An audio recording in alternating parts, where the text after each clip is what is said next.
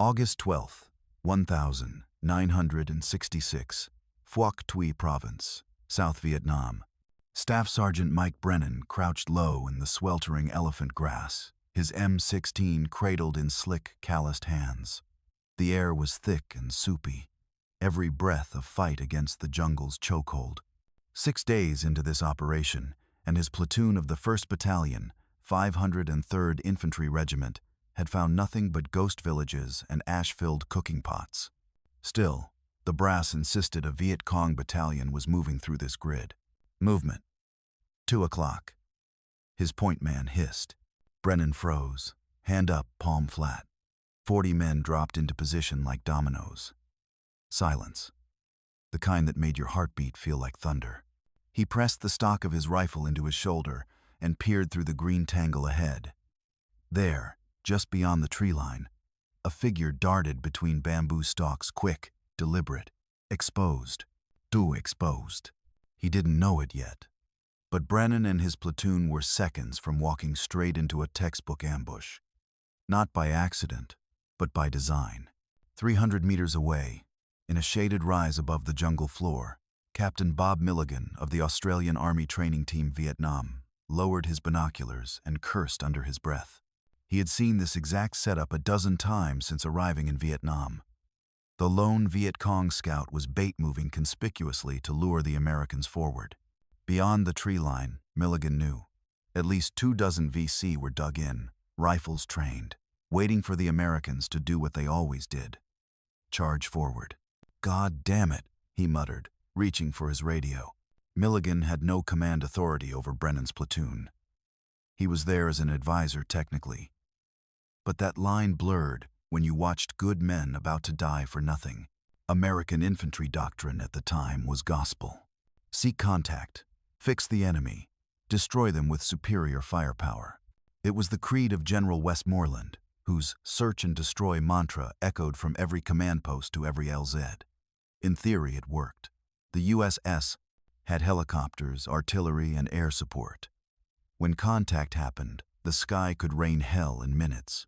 But in practice, the jungle rewrote the rules. Captain Milligan had spent months embedded with U.S. units. He respected their courage, admired their discipline, but he also knew their playbook. And the Viet Cong knew it too. "They're not even hunting," he had said to his sergeant the night before. "They're marching into the teeth." Milligan keyed his mic. "Lancer 3, this is Bravo 4. I have eyes on your advance. Enemy movement is bait. Full contact imminent. Recommend halt and redirect immediately over." There was a pause, then static, then a cautious voice crackled through. "Copy that, Bravo 4. Confirm bait? Affirmative. Recommend swing north 600 meters. Ambush position ideal. My team will guide from overwatch." Back in the grass, Brennan listened, with growing confusion. His platoon had been moving by the book-staggered column, point security, ready to initiate fire and maneuver. But something in Milligan's tone made him pause. "All right," Brennan said, rising slightly. "We're taking a detour. Echo team swing north, keep tight spacing." There were a few grumbles. Soldiers don't like turning away from a fight they can see, but Brennan trusted his gut and Milligan. They spent the next 2 hours slowly, silently repositioning. No contact. No gunfire. Just the stifling quiet of the jungle. 2 days later, a combined Australian-American patrol using coordinates and intelligence gathered from that very redirection ambushed the VC unit they had nearly walked into. 17 enemy fighters killed. No friendly casualties. Brennan survived that mission. Not because he was lucky, but because someone knew the rules of this war were backwards. You didn't find the enemy in Vietnam by looking for them. You found them by letting them come to you. Staff Sergeant Mike Brennan sat cross-legged on an overturned ammo crate that night, picking at a cold can of beans under the low red glow of a filtered flashlight. His rifle rested within arm's reach. Around him, his men whispered in small huddles, helmets off, steam rising from their sweat-soaked fatigues in the cooling jungle air.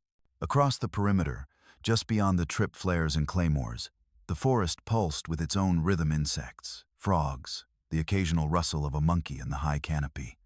But no gunfire, No ambush. No body bags. That was the part Brennan couldn't stop thinking about. They'd followed all the doctrine, every single line of the playbook. Sweep the grid. Flush out the enemy. Call in fire support. Win the engagement. It was how they were trained, from Fort Benning to Saigon. But tonight, Brennan's platoon hadn't flushed anyone. They'd been the ones almost flushed, and only a quiet Australian on a hill with a radio had kept them from being names etched in granite back home. Doctrine doesn't bleed. Soldiers do. The American way of war, at least the one brought to Vietnam, had been born in the hedgerows of Normandy and refined in the hills of Korea. Fast, violent, overwhelming. You locate the enemy, fix him in place, then call in the hammer. Artillery, airstrikes, mechanized support. But that approach assumed the enemy wanted to stand and fight. In Vietnam, they didn't. The Viet Cong weren't fighting for hills or villages. They were fighting to exist, to wear you down. They didn't care about winning firefights. They cared about surviving until America got tired. General Westmoreland, from his headquarters in Saigon, believed otherwise. He believed in metrics, kill ratios, body counts, grid sweeps. If you killed more of them than they could replace, you won. It was simple math. And for a while, the math looked good. Back in 65 and 66, American units were reporting kill ratios of 10.1 or even 20.1 in some sectors. Helicopter mobility meant they could hit fast and extract faster. Entire companies swept through grid squares in a day. 52 seconds carpet bombed suspected trail networks. But somehow, the VC always came back. The same trails, the same villages, the same ambushes. Over and over. It's like chasing ghosts, one of Brennan's sergeants had muttered that morning. And it was true. They weren't fighting an army, they were fighting an idea. And you can't carpet bomb an idea. Captain Bob Milligan, the Australian advisor who'd saved their skins, had told Brennan that same thing as they smoked under a poncho sheet later that week. "You're fighting to win," Milligan had said. "Charlie's fighting to not lose." Brennan had frowned. "Same difference." Milligan shook his head. "Not in the jungle, mate. You're playing checkers. He's playing hide and die." The Australians had seen this war before, just not in Vietnam. In Malaya. In Borneo. For over a decade, they'd fought communist insurgents in the same terrain, under the same rain, against the same tactics. But instead of trying to outgun the enemy, they'd learned to outweight them, outlisten them, outsmell them. Their doctrine wasn't about charging in. It was about watching for broken twigs, for boot prints in wet clay, for cooking fires still warm. It was about knowing where Charlie would be, not where he was. Brennan finished his beans, set the can down gently, and looked out into the black wall of jungle. Somewhere out there, the VC were regrouping, maybe burying their dead, maybe planting more traps. He didn't feel victorious. He felt aware. They'd almost died following the book. Maybe it was time to learn a different book, or write a new one. The first thing the Americans noticed about the Australians was how slow they moved. Not sluggish, deliberate. 5 men covering less than a click a day. No chatter, no visible radios. Boots padded with cloth. Rifles slung chest high, and eyes always scanning the ground, not the horizon. To U.S. troops like Brennan, trained in aggressive patrolling, it felt almost passive, wrong even. But that was before they saw what came next. In September of '66, Brennan's unit was temporarily paired with an Australian patrol element from the Australian SAS, the elite Special Air Service Regiment. Just a 5-man team led by Warrant Officer Brian Wickens, a wiry man with a thick Queensland accent and eyes like granite. Day 1, Wickens laid out the rules. You don't talk, you don't smoke, you don't piss without looking twice. And for God's sake, don't step on anything you didn't put there.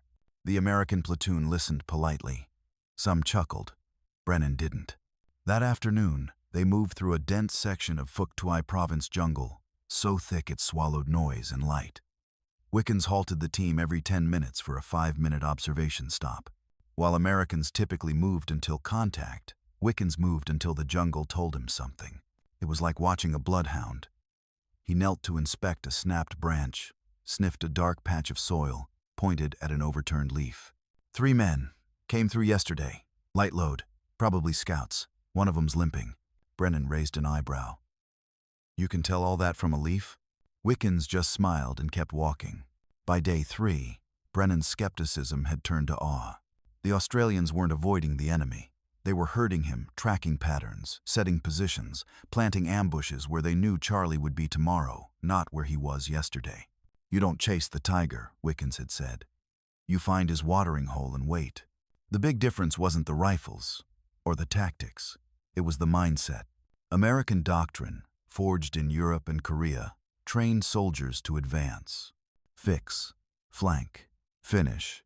Australian doctrine, refined in Malaya and Borneo, trained soldiers to listen. Track, predict, ambush. One chased shadows, the other studied footprints. And it worked. By late 1966, Australian advised units in Phuoc Tuy were posting kill ratios of 20-1 or higher, with almost 0 friendly casualties. Tiny 5-man patrols were destroying entire VC cells by predicting movement, setting traps, and waiting. It wasn't glamorous. It didn't look like victory on a headline. But it worked because it adapted to the war they were actually fighting. Back at base, Brennan shared what he'd seen. He wrote it into his reports, told his COs. Some listened, some didn't. The brass still wanted results. They could count kills, grid squares cleared, munitions expended. But Brennan had seen the quiet math that mattered. One Aussie patrol had tripled his platoon's contact rate and dropped their casualty rate to 0. All because they did everything backwards. April 1967. Somewhere along the edge of Phuoc Tuy Creek, Staff Sergeant Brennan's boots sank an inch into the wet jungle floor as he crouched under a tangle of vines, motionless. The only sounds were distant insects and the slow breath of the jungle. His platoon hadn't moved in hours. But this time, it wasn't because they were lost. It was because they were already where the enemy would be. And the bait was set. 2 days earlier, his men had tracked a faint VC trail through a banana grove. Nothing dramatic, just a snapped twig here, a patch of overturned mud there, and a cigarette butt wedged under a root. But to Brennan, trained now in the Australian way, it might as well have been a road map. They weren't chasing shadows anymore. They were setting a snare. The Australians called it forward ambush doctrine. The principle was simple. Don't pursue the enemy. Let him walk into you. Instead of thundering through the bush, American troops trained by Aussie SAS teams now moved like ghosts. They stopped often. They used cover not for protection but for invisibility. Claymores were set in kill zones with overlapping arcs. Riflemen were positioned above eye level, not behind trees. Radios were wrapped in cloth to muffle static. No one spoke above a whisper. And then, they waited. That morning at 0410, Brennan had received the signal. A soft click on the squelch, the VC patrol was moving. 11 men, heading up the same trail they'd used 2 nights prior. From Brennan's hide, he could see nothing at first. Just mist. But then, one by one, silhouettes began to emerge. Slender frames, sandals, AKs slung casually, talking softly in Vietnamese. Not a care in the world. They thought they were safe. That's what made it work. The lead VC stepped between 2 trees marked by faintly disturbed moss, the trigger zone. Brennan didn't hesitate. Claymores, he whispered. The jungle exploded. Twin flashes. A deafening crack. Then screams, short, sharp, human. His men opened fire, not a barrage, but precise, disciplined bursts. 1 shot, 1 body. Within 40 seconds, it was over. 11 VC lay sprawled along the trail. 1 still groaning. No Americans injured. The ambush wasn't just successful, it was surgical.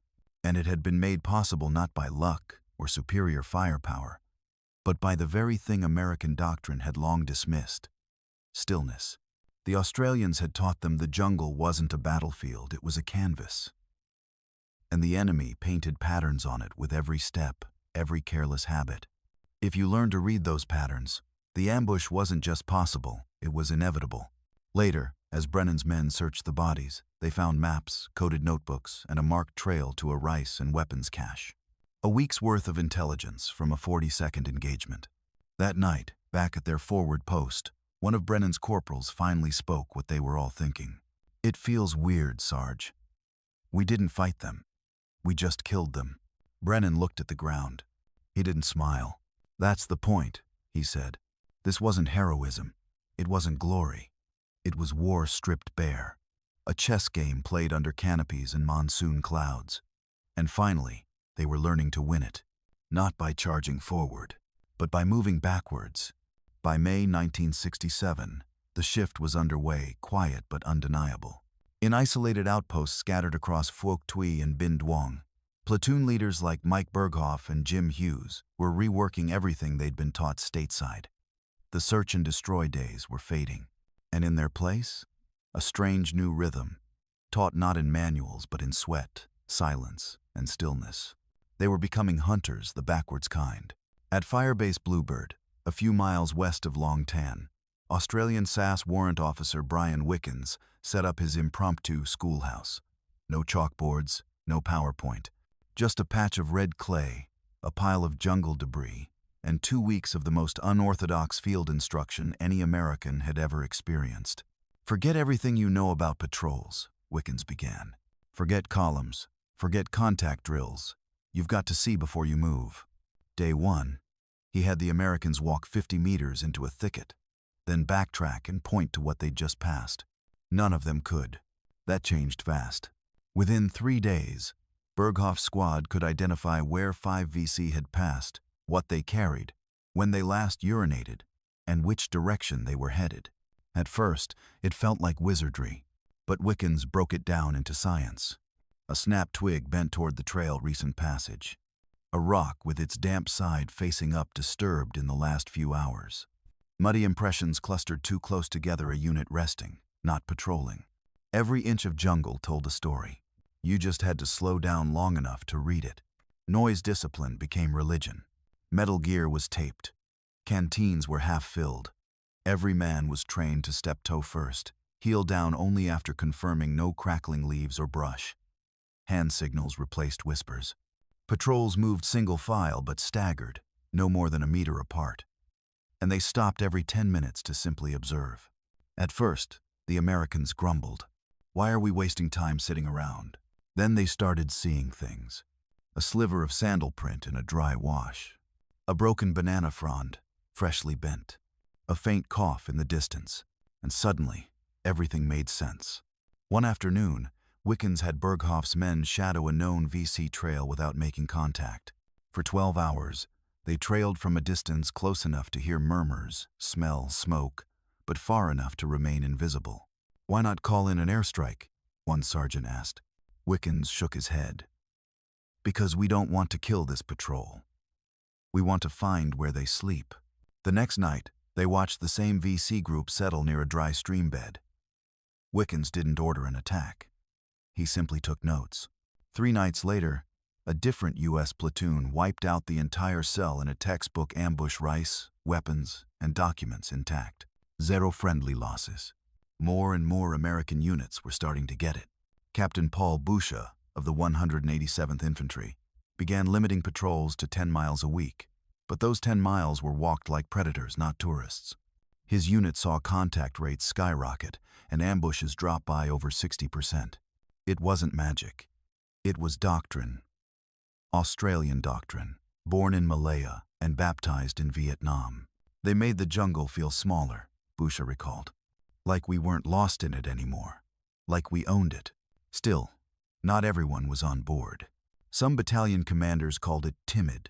Others warned it wouldn't scale. The Pentagon wanted body counts and maps covered in red X's, not weeks spent crawling behind phantom footprints. But for the men doing the fighting, the change was real. And the results were undeniable. They weren't chasing ghosts anymore. They were setting traps. And Charlie was starting to notice. By mid-1967, something had shifted in the jungle. American platoons trained by Australian SAS were no longer the noisy, predictable invaders the Viet Cong had grown used to. They moved slower, struck harder, vanished quicker. Their kill ratios climbed. Their casualty rates dropped. And across provinces like Phuoc Tuy and Bien Hoa, VC patrol leaders started whispering about the new Americans. They were no longer just fighting GIs. They were being hunted by ghosts. But the Viet Cong weren't amateurs. Their commanders had spent years fighting the French, watching tactics evolve and unravel. And now, they were watching again and adapting. Fast. Captured documents from late 1967 revealed a shift in VC briefings. Phrases like new American patrol behavior, silent teams, and Australian infiltration patterns began to appear in field reports. One VC manual circulated among D-445 Battalion even warned, "Beware of the American shadows. They no longer walk loudly. They watch trails. They wait." The first sign of change came in the form of false trails. A patrol from the 503rd Infantry followed what appeared to be fresh footprints through a patch of elephant grass. The path twisted, dipped into a gully, then cut sharply back uphill. At the crest, the team paused. Something felt wrong. They were right. A VC claymore hidden in the underbrush detonated as the lead scout brushed a tripwire. He was killed instantly. The trail had been planted, bait for the new hunters. Next came feints and flanks. Viet Cong scouts began deliberately triggering contact, a single shot, a flicker of movement, then retreating. Instead of disappearing, they looped around, leading ambush teams into kill zones the Americans had unknowingly stepped over minutes before. Australian-trained units learned quickly. They started tracking the trackers, but not everyone had caught on. An American company from the 1st Infantry Division walked straight into a pincer attack northwest of Nui Dat, the VC, using their own tactics against them. 5 Americans were killed. 2 were captured. The jungle had teeth again. The VC also changed when they moved. Australian doctrine emphasized daylight ambushes and sign reading. So Charlie went nocturnal. Entire companies began shifting rice, ammo, and men under the cover of darkness. No more sandal prints in the mud, no more cigarette butts in the grass. The jungle, always dangerous, now became invisible after sundown. American units that had grown confident in their new methods found themselves blind again. It was like fighting ghosts, one sergeant wrote. We'd own the jungle by day and give it back at night. Perhaps most cunning of all, the VC began intelligence filtering. They studied American units, the same way Australians had taught Americans to study them. Units that moved silently, used trailside ambushes, and stayed off major paths were noted. VC leaders began labeling them red units, highly dangerous. Orders were issued to avoid them, mislead them, and never engage unless the outcome was guaranteed. In one case, a VC logistics cell rerouted its entire movement path by 3 kilometers after spotting a 4-man recon team from the 173rd Airborne moving without sound. They didn't want to fight the hunters. They wanted to bleed them. But while Charlie adapted, the American-Australian teams counter-adapted. They learned to spot false sign, exaggerated footprints, too perfect trails. They ran ghost patrols, sending small decoy teams to draw out VC scouts, then ambushing the ambushers. They wired captured VC sandals to claymores. They used silence as a trigger when the jungle went too quiet. Something was wrong. It became a brutal chess match played in the mud, the heat, and the shadows. Neither side could afford to blink. By September 1967, the jungle war wasn't just bullets and ambushes. It was mind games, layered, lethal, and relentless. And both sides were learning that in a war of silence, the first one to speak. D's. August 18th, 1966. Just outside the dusty village of Long Tan, the sky cracked open with monsoon rain. The trees stood in neat rows, plantation style, their soaked trunks gleaming like bones. Beneath them, 108 Australian soldiers of D Company, 6th Battalion, Royal Australian Regiment, crouched in the red mud, exhausted, soaked, and nearly surrounded. They weren't supposed to be here alone. They weren't supposed to survive. The intelligence was vague. VC movement east of Nui Dat. Just another patrol, maybe some light contact. Captain Harry Smith's men moved out before dawn, thinking they'd be back by nightfall. By 1 p.m., that hope was gone. Private Paul Large was first to hear the rhythmic thump, thump, thump of mortars falling. Then the jungle exploded. Trees splintered. Earth erupted. D Company hit the deck, and just like that, it was on. Smith's men hadn't stumbled into a patrol. They'd walked into the main force of D 445 Battalion and elements of the 275th VC Regiment, more than 2,000 enemy troops. Outnumbered nearly 23 to 1, D Company could have collapsed. But they didn't, because they didn't move. They dug in. Smith ordered a rapid defensive perimeter, every squad anchoring a sector. Ammunition was counted and rationed. M60s were repositioned for interlocking fire. Radio operators, the lifelines, were told to get comfortable. There would be no retreat. By 3 p.m., the VC began human wave attacks. They came in from the east, first squads of 20 to 30, sprinting between trees, yelling, rifles blazing. The Australians held. Short bursts. Controlled fire. Not an inch of ground given. At 3:40, they hit from the south. Same tactic. Same result. Precise fields of fire shredded them before they could close the gap. One Australian later described it like swatting mosquitoes with a chainsaw. We weren't winning. We were enduring. But ammunition was vanishing fast. Magazines ran dry. Claymores were gone. Smoke was everywhere. By 4:30, the rain was a curtain. Radios sputtered. Visibility was down to meters. It was now just 108 men holding a shaky circle against thousands, and still no reinforcements. Then, in the distance, the blessed roar of M113 APCs from 3rd Troop, 1st Armored Personnel Carrier Squadron. The cavalry had arrived. With them came ammunition. With them came hope. And with them came vengeance. The counterattack began at 5:30 p.m. Under the cover of torrential rain, the APCs punched through enemy lines, roaring across the soaked plantation like steel battering rams. Their 50 cals tore open the flanks of the attacking VC. Suddenly, the numerical advantage flipped. Now the Australians were mobile. The VC were exposed. And by nightfall, what was a near certain annihilation had turned into a miracle stand.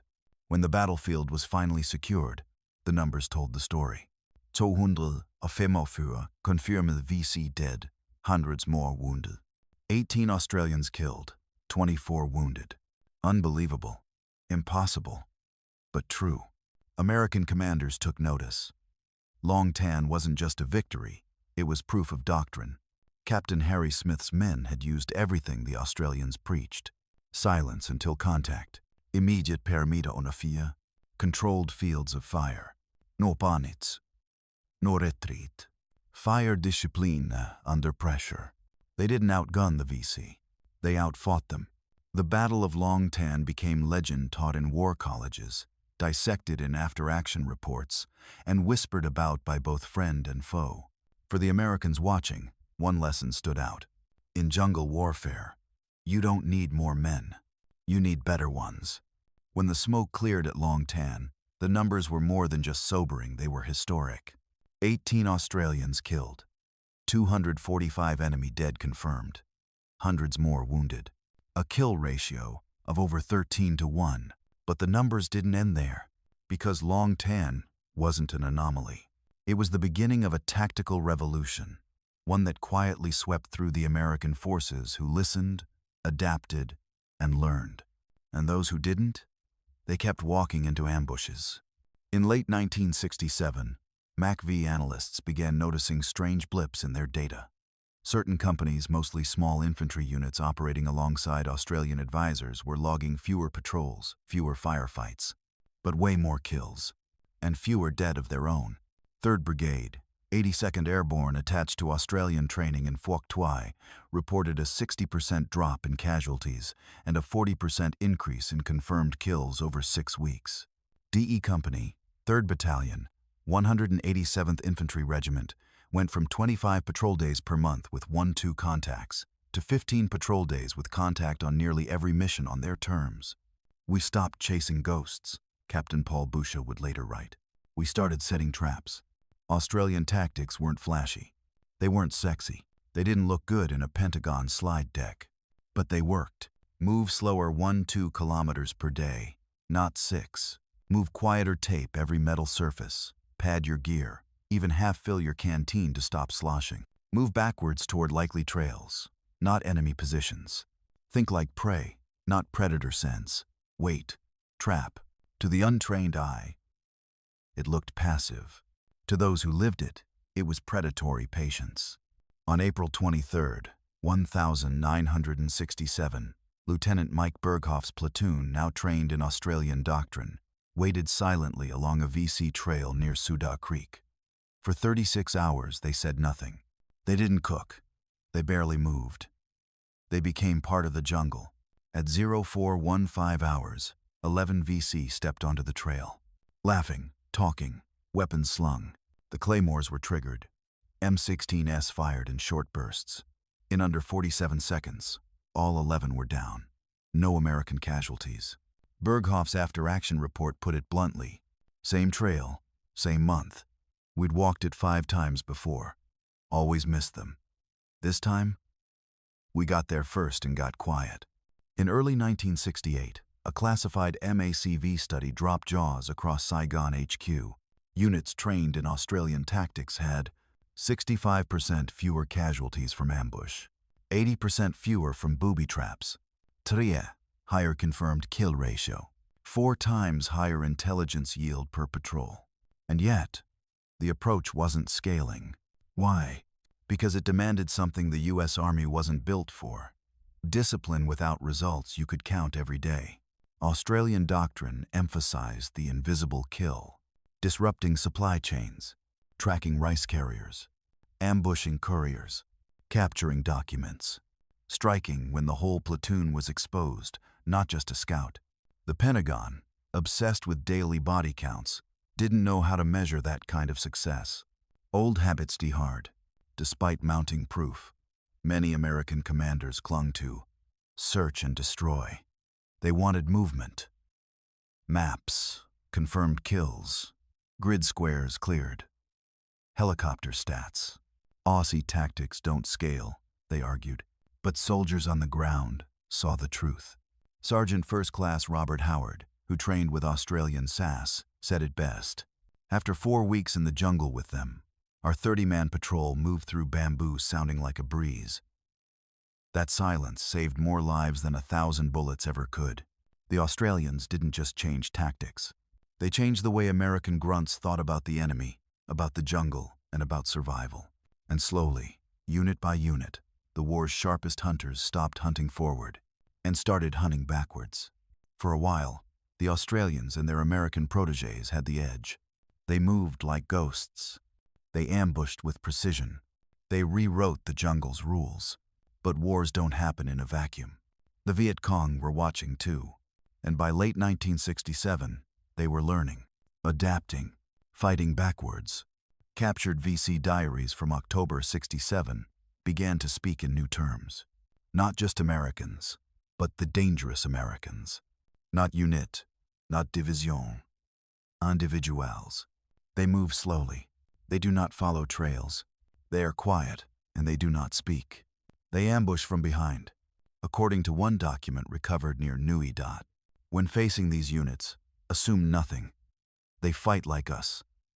Sometimes better. The jungle war was becoming a duel between 2 types of shadows. The VC responded in layers. Scout screens. Smaller VC teams began moving ahead of patrols, baiting ambushes, checking for traps. Trail discipline. Major units stopped using known paths. Logistics routes moved deep into the underbrush, away from rivers, away from maps. False trails. Teams laid decoy footprints, disturbed leaves, snapped twigs to bait tracking teams into kill zones. Night movement. VC began moving almost exclusively after dusk, trading speed for safety. Captain Jim Hughes of the 503rd recalled, "We'd sit for 48 hours on a perfect trail. Nothing came. Then we found fresh tracks they'd passed 300 meters to our west. At midnight, Charlie wasn't running anymore. Charlie was dodging. The Australians taught Americans to wait. The VC started waiting too. In November 1967, A 5-man U.S. recon team trained in Australian doctrine set an ambush near Phuoc Tuy. They never fired a shot, because they got ambushed first. A forward VC scout had detected the slight disturbance of soil near a claymore mine. He backtracked, flanked. 2 hours later, an entire VC platoon swept the ambush site from the rear. 1 American killed, 3 wounded. It was the first known VC counter-ambush against an Australian-trained unit. It wouldn't be the last. What followed was a game of wits at 10 meters. Australians and Americans learned to mask their trail signs with deliberate misdirection. VC teams left no footprints wearing woven sandals and brushing behind them with palm fronds. American patrols started using counter tracking, following fresh trails, then flanking from the opposite direction. It became a silent duel of patience. 1 step too fast, and you were in the open. 1 step too slow, and Charlie disappeared again. Every cracked twig was a coin toss. Units like the 173rd Airborne and 187th Infantry continued to refine their technique. By early 1968, kill ratios averaged 18-1. Ambushes dropped by 70%. Casualties from booby traps fell dramatically. But the VC's countermeasures were catching up. Intelligence gathered from Australian-trained units showed VC infiltration teams were tasked with mapping ambush hotspots. Captured VC leaders reported briefings on American units by name, down to platoon level. A former VC logistics officer admitted post-war, "We feared them, not the Americans, but the quiet ones. We knew when they came, someone would die. So we stopped walking trails, we stopped talking, we changed." Captain Barry Grandin, the SAS officer who had once taught Jim Hughes to read mud, said it best. "We were watching them, they started watching us. It stopped being a hunt. It became a mirror." By December 1967, some Australian-led teams were seeing fewer results. Why? Because the jungle had gone silent again. No rice carriers, no scouts, no chatter, just heat, leaves, and waiting. The tactical pendulum had swung. The Australians had taught Americans to hunt like the Viet Cong. Now the Viet Cong were starting to hunt like Australians. What came next would shake everything.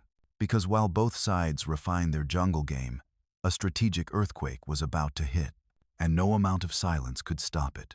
January 30th, 1968. South Vietnam. The year of the monkey. And the jungle had gone silent. No rustling scouts, no movement on trails, no radio chatter. To men like Staff Sergeant Mike Brennan and Captain Bob Grandin, who had learned to read the rhythms of the war like a second language, that silence wasn't peace. It was pressure. It was the moment just before the bamboo bends. And then, all at once, in every major city, Saigon, Hue, Da Nang, and in dozens of towns and provincial capitals, Viet Cong and North Vietnamese army units struck simultaneously. It was a coordinated assault, unprecedented in scale. The VC emerged from tunnels, out of the jungle, from behind friendly lines. They hit U.S. bases, ARVN barracks, government buildings, even the U.S. Embassy in Saigon. To the average American, watching the carnage unfold on the evening news, it looked like the beginning of the end. How could the enemy be this strong after years of kill ratios, body counts, and secure zones? And yet, to commanders on the ground like Brennan, now on his second tour, Tet didn't look like a victory for the enemy. It looked like a massacre. 45,000 enemy dead within 2 weeks. Entire VC battalions annihilated in open terrain. U.S. and ARVN forces held nearly every position.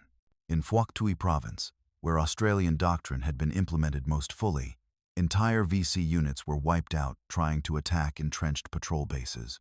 Captain Grandin's SAS-trained recon teams fed precise coordinates to artillery batteries, shredding NVA formations before they reached their objectives. Tet was, by all military measures, a disaster for North Vietnam. And still, America began to give up. For years, Washington had relied on metrics, kill ratios, body counts, territory cleared. And by those standards, America was winning. Tet proved that. But the shock of seeing the enemy in Saigon, in Hue, in places long thought pacified, broke the spell. The public stopped believing in light at the end of the tunnel. Reporters on the ground stopped parroting Pentagon press releases. Even Walter Cronkite, America's most trusted voice, told the nation that victory no longer seemed possible. And that, not Tet's casualties, is what broke the war. Units like the 173rd Airborne, 187th Infantry, and dozens of others that had adopted Australian-style tactics, they were still out there, still killing, still ambushing, still winning, tactically. But the war had shifted. General Creighton Abrams, who replaced Westmoreland in mid-1968, tried to pivot. He wanted to expand Australian-style operations, emphasizing clear and hold over search and destroy. He initiated widespread training in counter-tracking, sign reading, silent patrolling. But it was too late. The American public no longer wanted to win the war. They just wanted out. By 1969, American troop withdrawals had begun. Advisors like Captain Bob Grandin returned home. Recon teams were disbanded. The jungle went quiet again. But not because the VC had disappeared. Because America had. The counterinsurgency that had taken years to perfect was now an afterthought, a footnote in an unwinnable political equation. Staff Sergeant Brennan survived his second tour. Years later, when asked what he remembered most, he didn't mention firefights or ambushes. He said, "The way the jungle sounded when nothing was there, but you knew something was watching." It was like the war itself, always just out of sight. Captain Bob Milligan, the Australian officer who had once stopped Brennan's platoon from walking into an ambush in 1966, wrote a letter just after Saigon fell in 1975. "You became jungle hunters. Better than we ever imagined. But we could never teach your country to want victory more than the enemy did." And that was the only lesson that mattered. The Australian tactics had worked. The kill ratios had tripled. Casualties had plummeted. American grunts had become quiet professionals hunters in the green hell. But in the end, it hadn't mattered. Because wars aren't won with tactics. They're won with purpose. And no amount of quiet ambushes can fix a war no one believes in.